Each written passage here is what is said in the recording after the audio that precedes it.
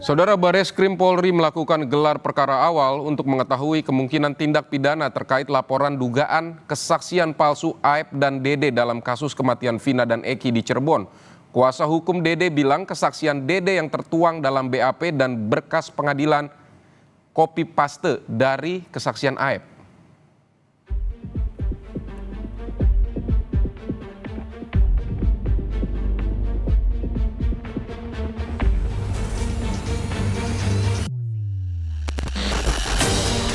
Gelar perkara awal untuk mengetahui kemungkinan tindak pidana terkait laporan dugaan kesaksian palsu Aep dan Dede dalam kasus kematian Vina dan Eki di Cirebon telah dilakukan Bareskrim Polri. Direktur Tindak Pidana Umum Bareskrim Polri, Brigjen Juhandani Raharjo menyebut, polisi akan mendalami laporan tersebut apakah ada unsur tindak pidana atau tidak. Pada saudara Didik dan Aep, ya, laporan polisi kepada saudara Didik dan Aep, di mana setelah laporan polisi diterima oleh direktorat, dalam hal ini Direktorat Tindak Pidana Umum, untuk mengetahui sejauh mana permasalahan ataupun objek yang dilaporkan, kita melaksanakan gelar awal, di mana ini adalah proses dimulainya penyelidikan. Kewajiban penyidik adalah melaksanakan penyelidikan, di mana setelah penyelidikan itu apakah terjadi sebuah tindak pidana yang kemungkinan kalau terjadi tindak pidana akan dinaikkan kepada penyidikan. Kuasa hukum Dede menyebut kesaksian Dede yang tertuang dalam BAP dan berkas pengadilan adalah copy-paste dari kesaksian Aep. Kuasa hukum Dede, Suhendra Asido Huta Barat, menjelaskan kesaksian Aep saat dirinya melihat segerombolan geng motor yang melempari dan menganiaya Vina dan Eki di malam kejadian disalin seolah menjadi kesaksian Dede juga. Suhendra menyebut Dede dibawa oleh Aep ke Polres Cirebon dan bertemu dengan Ibtu Rudiana serta diminta untuk bersaksi untuk kejadian Vina dan Eki. Dede ini bingung karena dia tidak tahu apa-apa dalam peristiwa itu, bahkan tidak kenal, ya. Nah, tapi kemudian dia harus ya melalui proses BAP tersebut yang sebenarnya peristiwa itu, jangankan ya peristiwa, dia tidak tahu nama-nama orangnya, tidak ada yang dia kenal itu semua. Nah, sehingga kemudian dia dari proses yang telah terjadi tersebut BAP itu, dan juga memang kalau kita buka kembali di dalam berkas perkara putusan itu hanya dicopas saja itu, ya dicopas saja keterangan Aep kepada keterangan Dede. Pertanyaan apa aja Mas tadi, Mas? Dede, saksi kunci kasus kematian Vina dan Eki, mengaku memberikan keterangan palsu pada saat berita acara pemeriksaan di kepolisian 8 tahun lalu. Menurut Dede, dia menyesal karena keterangannya telah menyebabkan 8 orang di penjara. Dede mengaku mendapat arahan dari Aep dan Ibtu Rudiana saat pembuatan BAP 8 tahun lalu. Dia mengaku melihat gerombolan pemuda nongkrong, kemudian terjadi aksi pengejaran dan pelemparan batu. Padahal, menurut Dede, dia sama sekali tidak mengetahui peristiwa itu. Udah ada yang tadi saya ikutin waktu saya, dia bilang itu. Nah, terus Parudiana datang, saya tanya ke Parudiana juga, Parudiana mau ngapain, buat keterangan apa, saksi anak saya meninggal. Nah, disitulah diceritakan. Saya nongkrong di warung. Kalau warung itu benar Pak, warung hanya membeli rokok.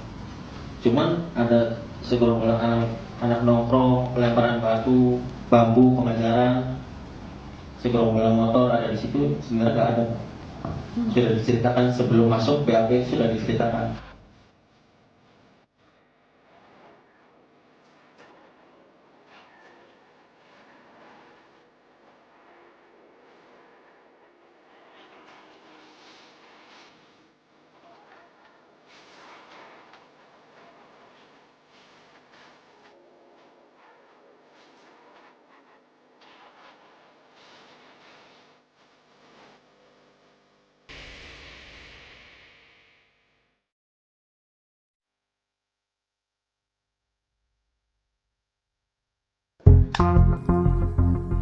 Sementara itu, ayah almarhum Eki Ibtu Rudiana melalui tim kuasa hukum melayangkan somasi terhadap Dede, politisi Deddy Mulyadi, dan Liga Akbar. Ketiganya diduga melakukan pencemaran nama baik dan penyebaran berita bohong terhadap Ibtu Rudiana. Ketiga nama tersebut didesak menyampaikan permintaan maaf secara terbuka kepada Ibtu Rudiana dan keluarga. Bila dalam waktu 3x24 jam permintaan maaf tidak dilakukan, maka Ibtu Rudiana bakal melaporkan ketiganya.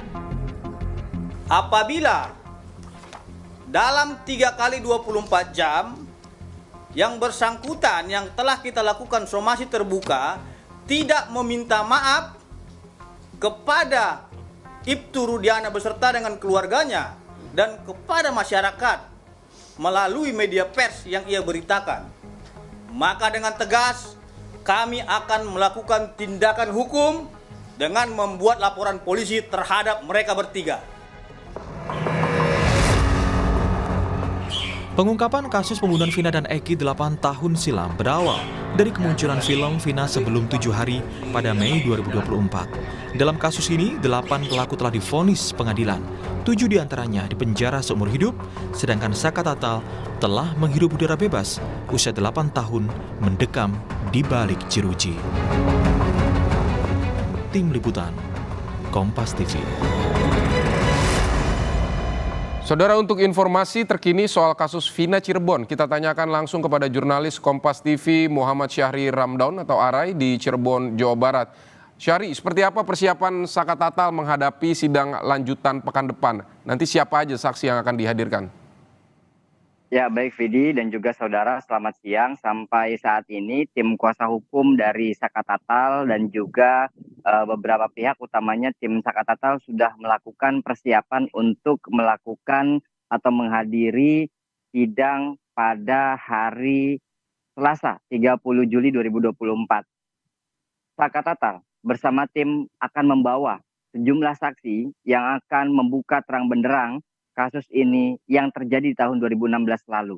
Termasuk diantaranya beberapa waktu saat kami bertanya dan mewawancarai langsung di rumahnya, tepat di depan kantor kuasa hukum Titin Prialianti, ada satu kalimat yang betul-betul kami ingat dan menyatakan Titin bahwa jaksa penuntut umum yang mengatakan bahwa sudah pernah ada foto di tahun 2016 terkait kondisi tubuh Vina, Titin membantah dengan tegas.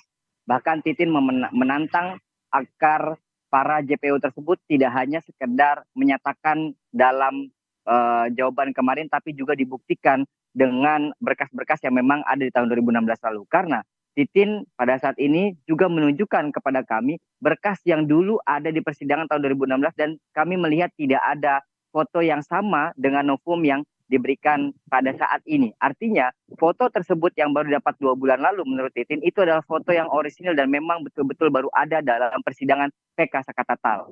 Selain itu, beberapa saksi, kemudian bukti dan juga ada ahli yang akan dihadirkan oleh tim kuasa hukum Saka Tatal untuk membuktikan bahwa kejadian ini adalah kejadian kecelakaan, bukanlah pembunuhan. Vidi.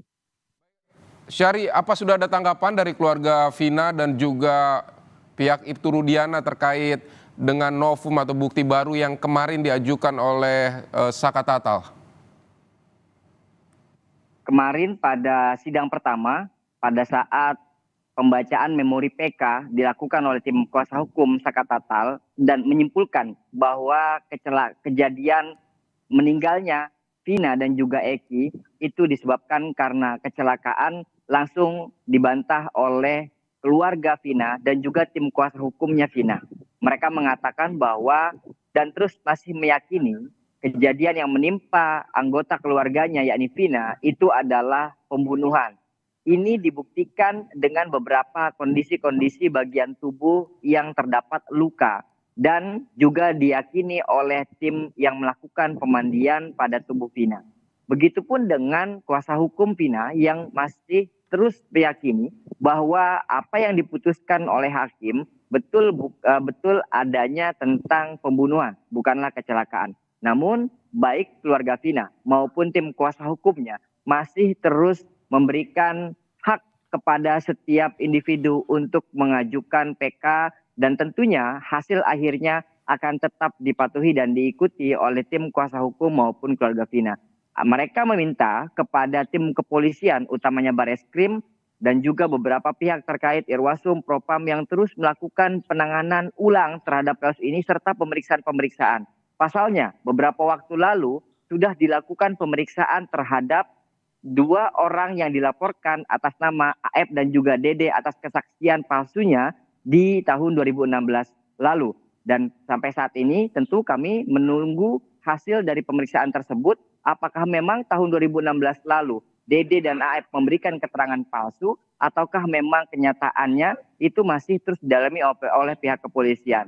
Atas dasar itu, pihak keluarga Vina terus meminta kepada Bareskrim bila perlu membentuk tim pencari fakta yang juga dipenuhi oleh beberapa pihak terkait antara lain pakar dan juga ahli-ahli yang betul-betul independen, objektif dan dapat membuka kasus ini secara terang benderang. Karena keluarga Vina yang ingin dicari adalah apa sebetulnya yang menimpa Vina dan juga Eki pada tahun 2016 lalu dan apa motivasinya. Sehingga hal ini dapat memenuhi rasa keadilan atas Vina yang telah meninggal di tahun 2016 lalu dan juga keluarga dan juga almarhum Eki yang meninggal pada saat itu.